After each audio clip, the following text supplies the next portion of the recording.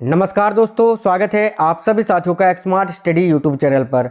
साथियों, इस वीडियो में पिछले 15 वर्षों में सामान्य विज्ञान के जो क्वेश्चन बार बार रिपीट हुए हैं, बार बार पूछे गए हैं, उन 100 क्वेश्चंस को करेंगे। यानी पूरे 100 क्वेश्चन है इस वीडियो में जनरल साइंस के। आपके आने वाले जितने भी एग्जाम्स हैं, जैसे कि एसएससी, एमटीएस, सीएचएसएल, सीजीएल, इसके अलावा आपका जो रेलवे का कोई भी एग्ज़ाम हो, रेलवे का एनटीपीसी, एएलपी टेक्नीशियन अभी आने वाला है। इसके अलावा साथियों आप UPSI, BPSC, Bihar SI, Bihar police, UP police constable, Delhi police, Rajasthan police, MP police, Jharkhand police और कोई भी स्टेट लेवल की सिविल सर्विस की आप तैयारी कर रहे हो, सभी एग्जाम्स के लिए ये मोस्ट इंपॉर्टेंट होने वाला है। तो अंत तक जरूर देखना, कोई भी क्वेश्चन को स्किप नहीं करना है। तो चलिए देख लेते हैं, शुरू करते हैं क्वेश्चंस को। और आज का पहला क्वेश्चन है आपकी स्क्रीन पर कि लेंस की शक्ति का मात्रक क्या होता है। और साथियों देखिएगा, लेंस की शक्ति का मात्रक क्या होता है, आपको याद रखना है डायोप्टर। ऑप्शन नंबर डी इस क्वेश्चन का राइट आंसर हो जाएगा, सभी साथियों को याद रखना है। नेक्स्ट क्वेश्चन है, एक्स किरणें किस प्रकार की तरंग होती हैं। तो देखिएगा, एक्स किरण जिसकी खोज की थी विल्हेम रॉन्टगन ने, याद रखना। और साथियों ये किस प्रकार की तरंग होती हैं, तो याद रखना विद्युत चुंबकीय तरंग। ऑप्शन नंबर सी इस क्वेश्चन का राइट आंसर है। नेक्स्ट क्वेश्चन है, सूर्य की किरणें किस प्रक्रिया द्वारा पृथ्वी पर पहुंचती है। देखिए, सूर्य का जो प्रकाश होता है वो किसके माध्यम से पृथ्वी तक पहुंचता है, क्वेश्चन में ये पूछा गया है। तो आपको याद रखना है साथियों, विकिरण के माध्यम से, विकिरण की सहायता से, जिसको इंग्लिश में बोलते हैं रेडिएशन। याद रखना, रेडिएशन के माध्यम से जो है सूर्य का किरण ये पृथ्वी तक पहुंचता है। और साथ ही एक क्वेश्चन पूछा जाता है कि सूर्य का जो किरण है पृथ्वी तक पहुंचने में कितना समय लगता है। तो याद रखना 8.2 मिनट का। ठीक है, 8.2 से 8.3 मिनट तक आप लोग ये याद रखना। तो ऑप्शन नंबर है विकिरण राइट आंसर हो जाएगा। नेक्स्ट क्वेश्चन है, विद्युत धारा को किस में मापा जाता है। तो देखिएगा, विद्युत धारा को किस में मापा जाता है, वेरी इंपॉर्टेंट क्वेश्चन है और सिंपल सा क्वेश्चन है। राइट आंसर आएगा ampere. Option number C right answer है। साथियों, आप किसी भी गवर्नमेंट एग्जाम की तैयारी कर रहे हैं, सभी एग्जाम्स के लिए मोस्ट इंपॉर्टेंट क्वेश्चन है, तो अंत तक जरूर देखना और वीडियो को जरूर लाइक कर दीजिए, अपने सभी दोस्तों के साथ शेयर जरूर करना। नए लोग जितने भी हैं चैनल को सब्सक्राइब करके बेल आइकन को जरूर ऑन कर लीजिएगा। निम्नलिखित में से किसका आयाम आवेग के समान होता है। तो साथियों देखिएगा, संवेग जो होता है मोमेंटम, मोमेंटम का जो साथियों आयाम होता है वो आवेग के समान होता है। तो राइट आंसर आएगा ऑप्शन नंबर बी संवेग। नेक्स्ट क्वेश्चन है, परमाणु के नाभिक में क्या होते हैं। साथियों आपको याद रखना है कि परमाणु के नाभिक में प्रोटॉन व न्यूट्रॉन होते हैं। यहाँ पर आपको एक चीज और याद रखना है कि परमाणु के नाभिक की खोज किसने की थी। तो याद रखना साथियों, रदरफोर्ड ने। ठीक है, परमाणु के नाभिक की खोज किसने की थी, तो रदरफोर्ड ने। नेक्स्ट क्वेश्चन है, पायरोमीटर का उपयोग किसको मापने हेतु किया जाता है। तो देखिएगा, पायरोमीटर का उपयोग जो है उच्च तापमान को, एक्सट्रीम टेम्परेचर जो होता है, यानी उच्च ताप को मापने के लिए किया जाता है। तो राइट आंसर आएगा ऑप्शन नंबर सी। अगला क्वेश्चन है, एक भारी नाभिक के हल्के नाभिक में टूटने की प्रक्रिया क्या कहलाती है। मान लेते हैं कोई भी एक भारी नाभिक है और ये जब माफ करना, एक भारी नाभिक के हल्के नाभिक में टूटने की प्रक्रिया, बिल्कुल मान लेते हैं एक भारी नाभिक है और ये अलग अलग टुकड़ों में जो है टूट गया, तो इस प्रक्रिया को क्या कहेंगे। आपको याद रखना है साथियों, नाभिकीय विखंडन। और यहाँ पर एक चीज़ और याद रखना है कि दो हल्के नाभिक या दो से अधिक हल्के नाभिक जो है, या ये जो मिलकर एक बड़े या भारी नाभिक का निर्माण करते हैं, तो उस प्रक्रिया को क्या कहते हैं। तो उस प्रक्रिया को कहते हैं साथियों नाभिकीय संलयन। आपको यहाँ ये भी याद रखना है। चलिए अगला क्वेश्चन है, वायु की आर्द्रता मापने हेतु किस यंत्र का उपयोग किया जाता है। तो देखिएगा, वायु की आर्द्रता मापने के लिए साथियों हाइग्रोमीटर का प्रयोग किया जाता है। और ये हाइड्रोमीटर जो है, हाइड्रोमीटर का प्रयोग किया जाता है वायु के सापेक्ष घनत्व को मापने के लिए। याद रखना घनत्व, ठीक है, डेंसिटी। और साथियों मोनोमीटर का प्रयोग गैसों के दाब को मापने के लिए किया जाता है। ओडोमीटर से वाहन की गति का पता चलता है। ठीक है, अगला क्वेश्चन है, हाइड्रोजन बम निम्न में से किस पर आधारित है या किस सिद्धांत पर आधारित है। तो आपको याद रखना है हाइड्रोजन बम जो है वो किस सिद्धांत पर आधारित है। तो साथियों आपको याद रखना है नाभिकीय संलयन पर। Option number B right answer है। अगला क्वेश्चन है, परमाणु बम निम्न में से किस पर आधारित है। तो देखिए, परमाणु बम जो होता है वो नाभिकीय विखंडन पर आधारित होता है। और इससे पहले मैंने आपको बताया हाइड्रोजन बम, तो हाइड्रोजन बम जो होता है वो नाभिकीय संलयन पर होता है। चलिए अगला क्वेश्चन देख लेते हैं, मादक पे सामान्यतः निम्न में से किससे बनाए जाते हैं? मादक पेय यानी अल्कोहल वगैरह जो होते हैं, पीने वाला शराब होता है, जो शराब होता है ना, तो शराब जो है वो सामान्यतः किससे बनाया जाता है? मादक पेय। तो आपका राइट आंसर हो जाएगा एथेनॉल से। यहाँ ऑप्शन नंबर ए इस क्वेश्चन का राइट आंसर हो जाएगा। अगला क्वेश्चन है, बिजली के बल्ब का फिलामेंट किस चीज़ से बना होता है? तो साथियों, बिजली के जो बल्ब होता है उसका जो फिलामेंट होता है वो टंगस्टन का बना होता है। टंगस्टन को डब्ल्यू से सूचित करते हैं और भारत में एक ही जगह पर टंगस्टन का उत्पादन किया जाता है, राजस्थान के डेगान खान में, याद रखना। अगला क्वेश्चन है, निम्न में से ध्वनि तरंगों की सबसे अधिक तीव्र गति किस माध्यम में रहती है? तो देखिए, ध्वनि गति की या ध्वनि तरंगों की सबसे अधिक तीव्र गति जो है वो आपका ठोस में होता है, यानी सॉलिड में होता है। आपको यहाँ पर यह भी याद रखना है कि ध्वनि तरंग को किससे मापा जाता है? तो साथियों याद रखना डेसिबल में। किससे? तो डेसिबल में। चलिए नेक्स्ट क्वेश्चन देख लेते हैं। एड्स के लिए उत्तरदायी विषाणु उदाहरण है कौन सा? यानी एड्स के लिए जो वायरस है, जो विषाणु है, वो कौन सा वायरस है? तो देखिए, एड्स के लिए उत्तरदायी विषाणु होता है रेट्रो विषाणु। याद रखना, ऑप्शन नंबर डी आपका राइट आंसर हो जाएगा।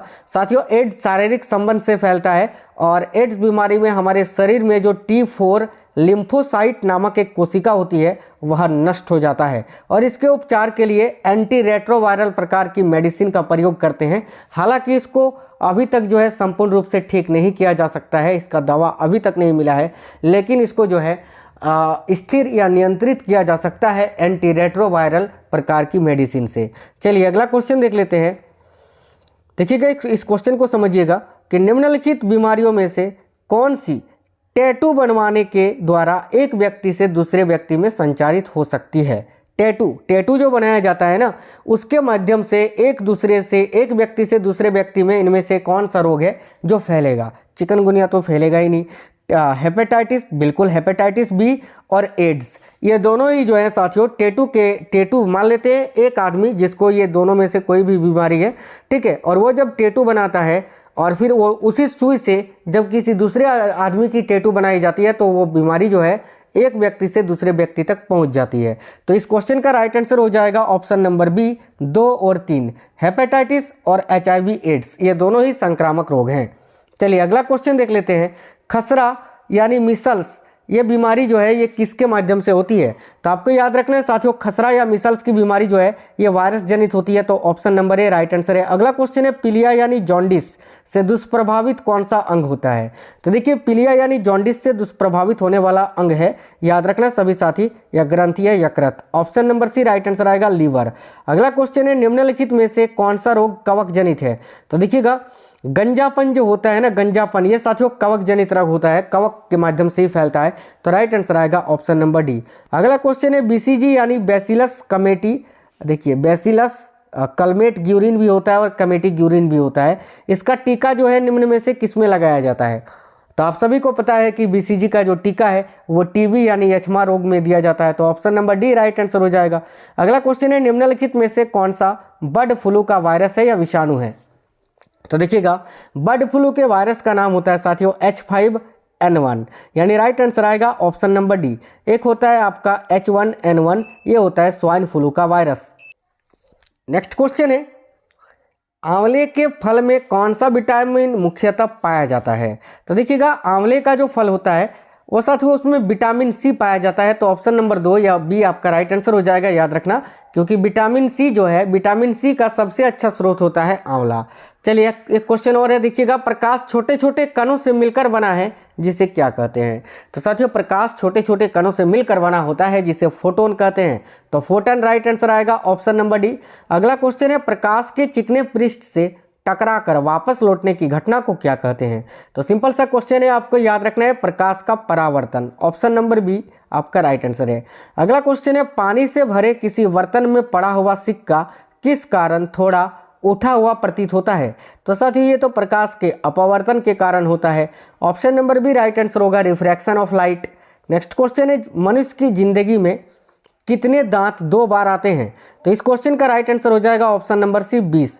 देखिए साथियों, दूध के दांतों की संख्या होती है 20 और यही दूध के दांत जो होते हैं मनुष्य के जीवन में 2 बार विकसित होते हैं। तो आपको याद रखना है option number C right answer है 20 दांत। अगला क्वेश्चन है मनुष्य के शरीर का दिल जो होता है हृदय वो किससे बना होता है? हड्डियों से, मांसपेशियों से, उपयुक्त दोनों। तो इस क्वेश्चन का राइट आंसर हो जाएगा मांसपेशियों से। केवल मांसपेशियों से मनुष्य का हृदय या दिल जो है वो बना होता है। अगला क्वेश्चन है मनुष्य के ब्लड ग्रुप को कितने भागों में बांटा जाता है? तो देखिएगा मनुष्य का जो ब्लड ग्रुप है उसको कुल 4 भागों में बांटा गया है साथियों, आपको याद रखना है, ठीक है। एक तो आपका ए हो गया, एक हो गया आपका ए बी, एक हो गया आपका ब्लड ग्रुप ओ और एक हो गया ब्लड ग्रुप बी, ठीक है। तो याद रखना है 4 भागों में जो है ब्लड ग्रुप को बांटा गया है। अगला क्वेश्चन है मनुष्य के खून का टेस्ट कैसा होता है, यानी मनुष्य के खून का स्वाद कैसा होता है? तो याद रखना खारा होता है, खारी। Option number B right answer आएगा। साथियों देखिए मनुष्य का जो खून होता है उसका पीएच मान होता है 7.4 और 7 से ज़्यादा पीएच है इसका मतलब खारा होगा। तो option number B right answer आएगा। चलिए अगला क्वेश्चन है कि इनमें से मनुष्य शरीर को कौन ऊर्जा प्रदान नहीं करता है? तो देखिए मनुष्य का जो शरीर होता है कार्बोहाइड्रेट भी ऊर्जा प्रदान करता है, भूसा भी और प्रोटीन भी, लेकिन विटामिन जो होते हैं विटामिन मनुष्य के शरीर को ऊर्जा प्रदान नहीं करता है। तो ऑप्शन नंबर डी आपका राइट आंसर हो जाएगा। अगला क्वेश्चन है मनुष्य के शरीर में लगभग कितने बाल होते हैं? तो याद रखना साथियों मनुष्य के शरीर में लगभग 50 लाख बाल होते हैं। Option number D right answer आ जाएगा। नेक्स्ट क्वेश्चन है मनुष्य के शरीर में कुल मांसपेशियों की गिनती कितनी होती है? यानी मनुष्य के शरीर में मांसपेशियों की कुल संख्या क्या होती है? तो याद रखना 639। हड्डियों की संख्या सभी को पता है 206 होता है। चलिए नेक्स्ट क्वेश्चन है आराम से बैठा एक व्यक्ति 1 मिनट में कितनी बार सांस लेता है? तो आराम से बैठा हुआ एक व्यक्ति 1 मिनट में 15 से 16 बार सांस लेता है। Option number D right answer आएगा। और साथियों एक स्वस्थ व्यक्ति जो है उसका जो हृदय है 1 मिनट में कितनी बार धड़कता है? तो 72 बार धड़कता है, यह भी याद रखना है। नेक्स्ट क्वेश्चन है हमारा, देखते हैं। अगला क्वेश्चन है परासरव तरंगे मनुष्यों के द्वारा सुनी जा सकती है, नहीं सुनी जा सकती है, कभी कभी सुनी जा सकती है, ये इनमें से कोई नहीं। तो साथियों बात करें परासरव तरंग की तो इसकी आवृत्ति होती है 20,000 हर्ट्ज से अधिक और इसको हम इंसान नहीं सुन सकते हैं। तो राइट आंसर आएगा नहीं सुनी जा सकती है। देखो हम इंसान जो तरंग को सुनते हैं वो होता है श्रव्य तरंग, श्रव्य तरंग, ठीक है। श्रव्य तरंग होता है जिसकी आवृत्ति होती है 20 हर्ट्ज से 20,000 हर्ट्ज के बीच में, और एक होता है अवसरव तरंग जिसकी आवृत्ति होती है 20 हर्ट्ज से कम। इसको जो है कुत्ते बिल्ली वगैरह सुन सकता है। और ये परासरव तरंग जिसका प्रयोग चमगादड़ डॉल्फिन वगैरह करते हैं, तो इसको हम इंसान नहीं सुन सकते हैं। Option number B right answer आएगा। एक क्वेश्चन है एक गिलास में यदि बर्फ हो तो उसके बाहर पानी की बूंदें इसलिए आ जाती है, क्यों? क्योंकि साथियों हवा की नमी जो है वो जम जाती है। तो ऑप्शन नंबर ए आपका राइट आंसर हो जाएगा। अगला क्वेश्चन है निम्न में से किन तत्वों के लवण पटाखों में रंग बिखरते हैं? तो देखिएगा इनमें से कौन से तत्व हैं जिनके लवण पटाखों में रंग बिखरते हैं? तो राइट आंसर आएगा स्टेंशियम एवं बेरियम। देखिए स्टेंशियम के कारण जो है आतिशबाजी का रंग जो होता है लाल होता है और बेरियम के कारण हरा होता है, याद रखना है आप। अगला क्वेश्चन देख लेते हैं समूह 17 का सबसे कम अभिक्रियाशील मूल तत्व कौन सा है? तो साथियों आवर्त सारणी का जो 17 समूह है, 17वां समूह, उसमें सबसे कम अभिक्रियाशील वाला मूल तत्व कौन सा है? तो याद रखना आयोडीन। ऑप्शन नंबर डी आपका राइट आंसर आ जाएगा, आपको याद रखना है। अगला क्वेश्चन है वायुयान निर्माण में निम्न में से कौन सी धातु प्रयुक्त होती है? तो आपको याद रखना है वायुयान निर्माण में कौन सी धातु प्रयुक्त होती है? तो साथियों यहाँ आपका राइट आंसर हो जाएगा पैलेडियम। ऑप्शन नंबर सी आपका राइट आंसर है। नेक्स्ट क्वेश्चन है गन्ने में लाल सड़न रोग उत्पन्न होता है किसके द्वारा? तो देखिए गन्ना जो होता है शुगर कैन, उसमें जो लाल सड़न रोग पैदा होता है वो किसके द्वारा होता है? तो कवकों के द्वारा। राइट आंसर आएगा option number C. Next question है उष्मागतिकी के प्रथम नियम से क्या संरक्षित होता है? तो देखिएगा उष्मागतिकी के प्रथम नियम से क्या संरक्षित होता है? तो आपको याद रखना है साथियों ऊर्जा। Option number B right answer आएगा, ऊर्जा, याद रखना। सूर्य विकिरण का कौन सा भाग है जो सोलर कुकर को गर्म कर देता है? तो देखिएगा सूर्य विकिरण का कौन सा भाग है जो सोलर कुकर को गर्म कर देता है? तो राइट आंसर आएगा अवरक्त किरण। ऑप्शन नंबर बी इस क्वेश्चन का आपका राइट आंसर हो जाएगा। अगला क्वेश्चन है निम्न ईंधन में से किसकी सबसे अधिक उष्मीता मान होती है? तो देखिएगा इनमें से जो ईंधन है कौन सा ईंधन है जिसकी सबसे अधिक उष्मीता मान है? तो आपका राइट आंसर आएगा option number C LPG, liquefied petroleum gas, ठीक है। अगला क्वेश्चन है ऑर्किड में बिलामिन उत्तक पाया जाता है किस में? तो देखिएगा ऑर्किड में बिलामिन उत्तक पाया जाता है मूलों में, याद रखना साथियों, पादप जगत का क्वेश्चन है मूलों में। ऑप्शन नंबर बी आपका राइट आंसर है। क्वेश्चन बहुत ज़्यादा पूछा जाता है। अगला क्वेश्चन है, मानव मूत्र का पीला रंग किसके कारण होता है? तो देखिए, मानव का जो मूत्र होता है वो पीला रंग का होता है। और साथियों आपको याद रखना है, ये यूरोक्रोम की मौजूदगी के कारण मानव का मूत्र पीला होता है। अगला क्वेश्चन है, वाष्पीकरण की दर किस पर निर्भर नहीं करती है? तो देखिएगा, वाष्पीकरण की जो दर है वो साथियों द्रव के ताप पर, द्रव के पृष्ठ क्षेत्रफल पर और वायु दाब पर, इन तीनों पर निर्भर करता है, लेकिन द्रव की संपूर्ण मात्रा पर निर्भर नहीं करता है। तो राइट आंसर आएगा option number C. Next question है, प्रोग्राम्ड, देखिए प्रोग्राम्ड सेल डेथ का कोशिकीय एवं आणविक नियंत्रण क्या कहलाता है? तो साथियों देखिएगा, बहुत ही अच्छा क्वेश्चन है। याद रखना है, प्रोग्राम्ड सेल डेथ का कोशिकीय एवं आणविक नियंत्रण क्या कहलाता है? तो डिजनरेशन। ऑप्शन नंबर बी इस क्वेश्चन का राइट आंसर है। अगला क्वेश्चन है, आईबीएम का फुल फॉर्म क्या होता है? तो आईबीएम का फुल फॉर्म होता है साथियों international business machine. Option number B इस क्वेश्चन का राइट आंसर है। एक माइक्रोन में कितना मीटर होता है? बहुत ही इंपॉर्टेंट क्वेश्चन है, याद रखना, एक माइक्रोन में 10⁻⁻6 मीटर होता है। तो ऑप्शन नंबर बी इस क्वेश्चन का राइट आंसर है। चलिए अगला क्वेश्चन देखते हैं, पृथ्वी तल से किसी न्यूनतम वेग से प्रक्षेपित किए जाने पर कोई रॉकेट पृथ्वी के गुरुत्वाकर्षण को पार करके अंतरिक्ष में चला जाएगा। तो साथियों वो वेग पूछा है कि वो वेग कितना होना चाहिए। तो देखिए, पृथ्वी का जो पलायन वेग होता है उसका मान होता है 11.2 किलोमीटर पर सेकेंड। ठीक है, तो राइट आंसर आ जाएगा आपका ऑप्शन नंबर ए। इस गति से अगर किसी भी पिंड को पृथ्वी से बाहर अंतरिक्ष में फेंका जाएगा तो वापस लौट के नहीं आएगा पृथ्वी पर। अगला क्वेश्चन है, किसी विशाल झरने की तली में पानी का तापक्रम उसके ऊपर, उसके सबसे ऊपरी भाग की तुलना में अधिक होता है, क्यों? देखिएगा, क्योंकि गिरते हुए पानी जो होता है, गिरता हुआ जो पानी होता है वो साथियों गतिज ऊर्जा में परिवर्तित हो जाता है।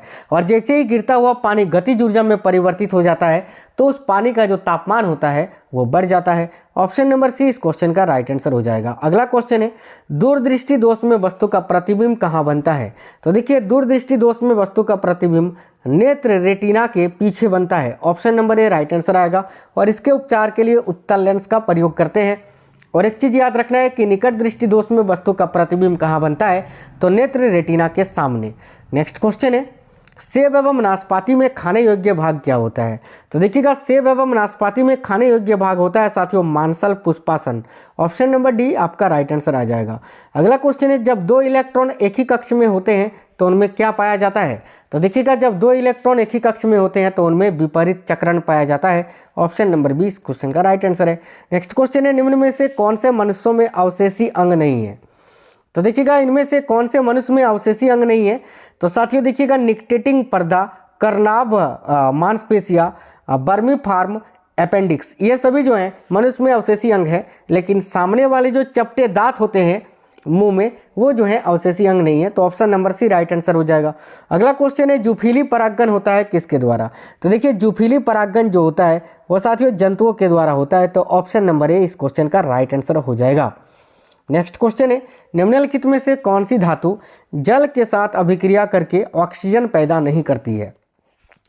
साथियों यहाँ पर आपको याद रखना है, देखिएगा, पोटासियम, सोडियम और लिथियम, ये तीनों जो हैं पानी के साथ अभिक्रिया करके यानी जल के साथ अभिक्रिया करके ऑक्सीजन गैस को बाहर निकालती है।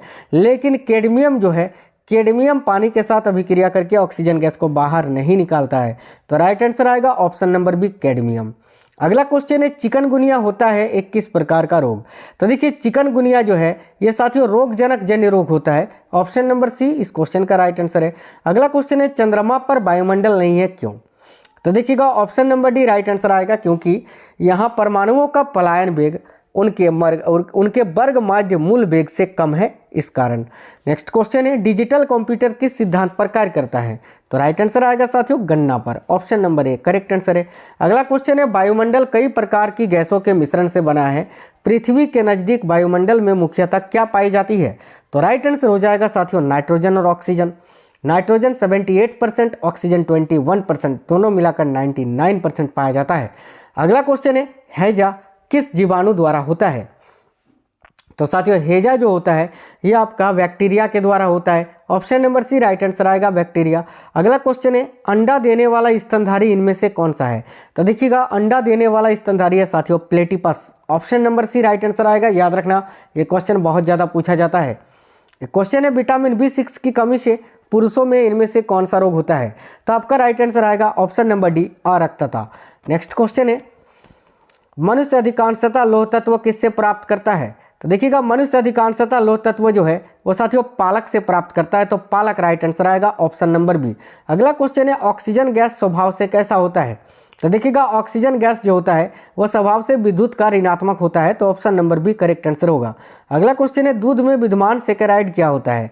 तो देखिएगा दूध में विद्यमान जो सेकेराइड होता है वो होता है साथियों लैक्टोज, ऑप्शन नंबर बी इस क्वेश्चन का राइट आंसर होगा। अगला क्वेश्चन है स्थानीय वनस्पति का संग्रह क्या कहलाता है? तो इस क्वेश्चन का राइट आंसर आएगा ऑप्शन नंबर ए, हर्बेरियम।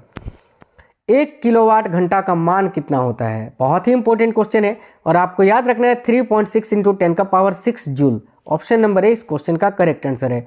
अगला क्वेश्चन है वायु एवं जल की क्रिया द्वारा भूमि का हटाव क्या कहलाता है? तो राइट आंसर आएगा साथियों ऑप्शन नंबर ए, अपरदन। नेक्स्ट क्वेश्चन है किस हार्मोन के स्रावित होने से हृदय की गति बढ़ जाती है तथा उत्तेजना का अनुभव होता है? तो राइट आंसर आएगा ऑप्शन नंबर सी, एड्रीनेलिन के। अगला क्वेश्चन है एक लंबी धारावाही कुंडली क्या कहलाती है? तो साथियों याद रखना है परिनालिक, ठीक है। एक लंबी धारावाही कुंडली जो होता है उसको क्या बोलते हैं? तो परिनालिक। अगला क्वेश्चन है बाल्टिंग पेपर द्वारा स्याही के सोखने में शामिल होता है कौन सी अभिक्रिया? तो देखिएगा साथियों ब्लांटिंग पेपर द्वारा स्याही के सोखने में शामिल होता है केशिकीय अभिक्रिया परिघटना, और तो ऑप्शन नंबर बी आपका राइट आंसर आएगा, या तो कैपिलरी क्रिया। अगला क्वेश्चन है एक्सरे का आविष्कार किसने किया था? तो राइट आंसर आएगा रॉन्टजन ने, option number B correct answer है। अगला क्वेश्चन है पैलियोंटोलॉजी के अंतर्गत किसका अध्ययन किया जाता है? तो साथियों आपको याद रखना है पैलियोंटोलॉजी के अंतर्गत किसका अध्ययन किया जाता है? तो यहाँ राइट आंसर हो जाएगा आपका जीवाश्म का, option number D right answer है जीवाश्म। नेक्स्ट क्वेश्चन है निम्न में से किसे जंगल की आग कहा जाता है? तो देखिएगा जंगल की आग किसे कहा जाता है? तो ब्यूटी या मनोस्पर्मा को, एक प्रकार का ये पादप है। नेक्स्ट क्वेश्चन प्रोटीन को निम्नलिखित में से क्या माना जाता है? तो देखिएगा प्रोटीन को क्या माना जाता है? तो शरीर का निर्माण करने वाला। अगला क्वेश्चन है निम्नलिखित में से कौन सी एक सदिश राशि है? तो इनमें से कौन सी सदिश राशि है? तो ऑप्शन नंबर ए आएगा संवेग। नेक्स्ट क्वेश्चन है एक हॉर्स पावर कितने वाट के बराबर होता है? तो एक हॉर्स पावर जो होता है साथियों 746 वाट के बराबर होता है, ऑप्शन नंबर सी इस क्वेश्चन का राइट आंसर है। नेक्स्ट क्वेश्चन है शौचालयों में दुर्गंधनाशी के रूप में किसका प्रयोग किया जाता है? तो देखिएगा शौचालयों में दुर्गंधनाशी के रूप में आर्थोक्लोरोफिनल का प्रयोग किया जाता है, तो ऑप्शन नंबर ए इस क्वेश्चन का राइट आंसर हो जाएगा। नेक्स्ट क्वेश्चन है निम्नलिखित में से किस अम्ल की उपस्थिति मानव पेट में होती है? तो साथियों राइट आंसर आएगा HCl यानी हाइड्रोक्लोरिक अम्ल, इसकी उपस्थिति मनुष्य के पेट में होती है, आपको याद रखना है। अगला क्वेश्चन है प्रतिवर्ती क्रियाओं का नियंत्रण कहाँ पर होता है? तो देखिएगा प्रतिवर्ती क्रियाओं का नियंत्रण होता है साथियों कशेरुक रज्जु में, तो ऑप्शन नंबर सी इस क्वेश्चन का करेक्ट आंसर है। अगला क्वेश्चन है निम्नलिखित में से कौन सा कथन सत्य है? तो देखिएगा इनमें से कौन सा कथन सत्य है? तो ऑप्शन नंबर सी ही केवल सत्य है कि ऊर्जा पिरामिड जो है सदैव खड़ी अवस्था में होता है, केवल यही सही है, बाकी ये तीनों जो कथन है वो गलत है। अगला क्वेश्चन प्रोटीन पाचक एंजाइम इनमें से कौन सा है? तो देखिएगा प्रोटीन को पचाने वाला एंजाइम इनमें से कौन सा है? तो ट्रिप्सिन करेक्ट आंसर आ जाएगा, ऑप्शन नंबर ए। अगला क्वेश्चन है बर्तन बनाने में प्रयुक्त जर्मन सिल्वर एक एलॉय है किसका, यानी जर्मन सिल्वर जो है वो किसका मिश्र धातु होता है? तो याद रखना कॉपर, जिंक और निकेल का। अगला क्वेश्चन है जिम्नोस्पर्म का मेवा किसे कहा जाता है? तो साथियों जिम्नोस्पर्म का मेवा चिनगोजा को कहा जाता है, ऑप्शन नंबर सी इस क्वेश्चन का राइट आंसर है। अगला क्वेश्चन है भारी हिमखंड शीर्ष की अपेक्षा निचले तल से पिघलता है क्यों? तो देखिएगा ये भी क्वेश्चन बहुत ही इंपॉर्टेंट है, क्योंकि निचले तल का दाब अधिक होने के कारण गलनांक घट जाता है। अगला क्वेश्चन हो जाएगा आइनोथेरा लेमाक्रिएना पौधे पर किसने प्रयोग किया था? तो देखिएगा आइनोथेरा लेमाक्रिएना पौधे पर किसने प्रयोग किया था? तो साथियों राइट आंसर हो जाता आपका, याद रखना ह्यूगो डी व्रीज ने, ऑप्शन नंबर ए इस क्वेश्चन का करेक्ट आंसर है। मधुमेह के उपचार हेतु प्रयुक्त हार्मोन इंसुलिन का आविष्कार किसने किया था? तो देखिएगा इंसुलिन का आविष्कार किसने किया था? तो आपको याद रखना है FG बेंटिंग ने। नेक्स्ट क्वेश्चन है जेरेंटोलॉजी निम्नलिखित में से किसके अध्ययन से संबंधित है? तो देखिएगा जेरेंटोलॉजी निम्नलिखित में से किसके अध्ययन से संबंधित है? तो आपको याद रखना है वृद्ध व्यक्तियों की, जो बूढ़े व्यक्ति होते हैं उनका अध्ययन किया जाता है जेरेंटोलॉजी के अंतर्गत। अगला क्वेश्चन है जब एक चल वस्तु की गति दोगुनी हो जाती है तो उसकी गतिज ऊर्जा कितनी होती है? आपको याद रखना है साथियों जब एक चल वस्तु की गति दोगुनी हो जाती है तो उसकी गतिज ऊर्जा जो होती है वो चौगुनी हो जाती है, यानी 4 गुनी हो जाती है, तो option number B right answer है। अगला क्वेश्चन है देखिएगा जल पृष्ठ पर लोहे के टुकड़े के न तैरने का कारण क्या है। तो आपको याद रखना है कि लोहे द्वारा विस्थापित जल का भार लोहे के भार से कम होता है, इस कारण। नेक्स्ट क्वेश्चन है, कुलिज नलिका का प्रयोग क्या उत्पन्न करने के लिए किया जाता है। तो देखिएगा कुलिज नलिका का जो प्रयोग है क्या उत्पन्न करने के लिए किया जाता है, आपको याद रखना है साथियों, एक्स किरण को। ऑप्शन नंबर सी इस क्वेश्चन का करेक्ट आंसर है। अगला क्वेश्चन है, एक उड़ते हुए चक्के की प्रति सेकंड घूर्णन गति ये किससे मापी जाती है। तो स्ट्रेबोस्कोप आपको याद रखना है, इससे जो है एक उड़ते हुए चक्के की प्रति सेकंड घूर्णन गति मापी जाती है।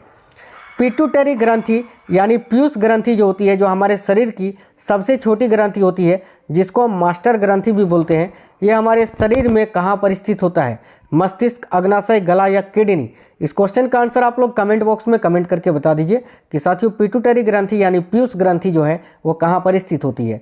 चलिए अगला क्वेश्चन देखते हैं, सभी लोग इस क्वेश्चन का आंसर कमेंट कर दीजिए। अगला क्वेश्चन है, दांतों से खून गिरना किस विटामिन की कमी के कारण होता है। तो देखिएगा दांतों से खून का गिरना किस विटामिन की कमी के कारण होता है। तो राइट आंसर आएगा साथियों option number C, vitamin C के कारण। अगला क्वेश्चन है, बल गुणनफल है किसका।